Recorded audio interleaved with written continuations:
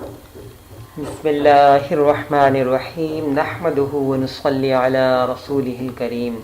معزز سامعین کرام، 15 شعبان کی رات جسے شب برات کہا جاتا ہے، یہ شب برات اس وجہ سے ہے، برات کے معنی، شب کے معنی تو رات کے ہیں، برات کے معنی برات، یہ ہے چھٹکارے کی رات، آزادی کی رات، گناہوں سے مغفرت کی رات۔ اس رات اللہ کے رسول صلی اللہ علیہ وسلم فرماتے ہیں کہ اللہ پاک اپنے بندوں پر رحمت کی نگاہ ڈالتے ہیں، اور بنو قلب کی جانوروں کے جسم پر جتنے بال تھے ان بالوں کے برابر اللہ پاک لوگوں کے گناہوں کی مغفرت فرماتے ہیں۔ بنو قلب ایک قبیلہ تھا، اس کے بعد بھیڑ، یعنی بھیڑ جو ہوتے ہیں دمبے، یہ بہت زیادہ تعداد میں تھے۔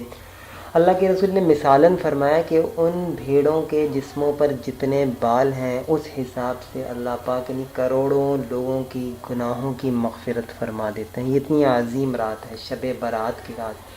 اس رات میں بہت سے ایسے کام ہیں جو لوگ کر رہے ہیں، لیکن یہ رات جو ہے اللہ سے راز و نیاز کی رات ہے۔ یہ رات جو ہے اکیلے میں اللہ سے ہم کلام ہونا، اللہ سے اپنے گناہوں کی معافی مانگنا۔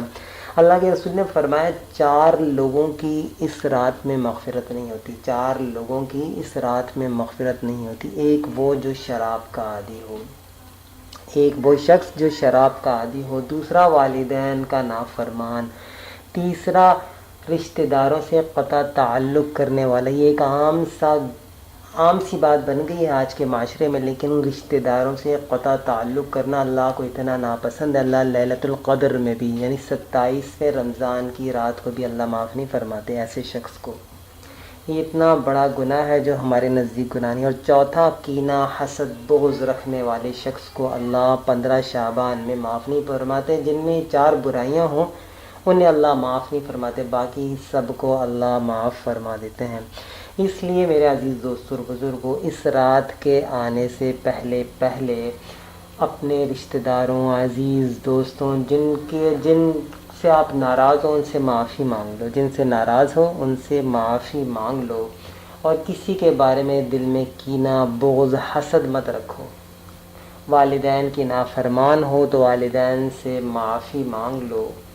اللہ سے اس رات اپنے لیے بھی دعا فرماؤ، ساری امت مسلمہ کے لیے دعا فرماؤ۔ اور یہ اکیلے عبادت کی رات ہے، اس رات میں اکیلے عبادت کی جائے۔ ایک تو ہے مسجدوں میں جا کے اہتمام کیا جاتا ہے، لیکن مزہ اس میں ہے کہ آپ اکیلے اپنے گھر میں چھپ کر، آپ کے گھر والوں کو بھی معلوم نہ ہو، اللہ سے ہم کلام ہو جائیں، صرف اللہ کو معلوم ہو اور آپ کو معلوم ہو، باقی کسی کو پتہ نہ ہو۔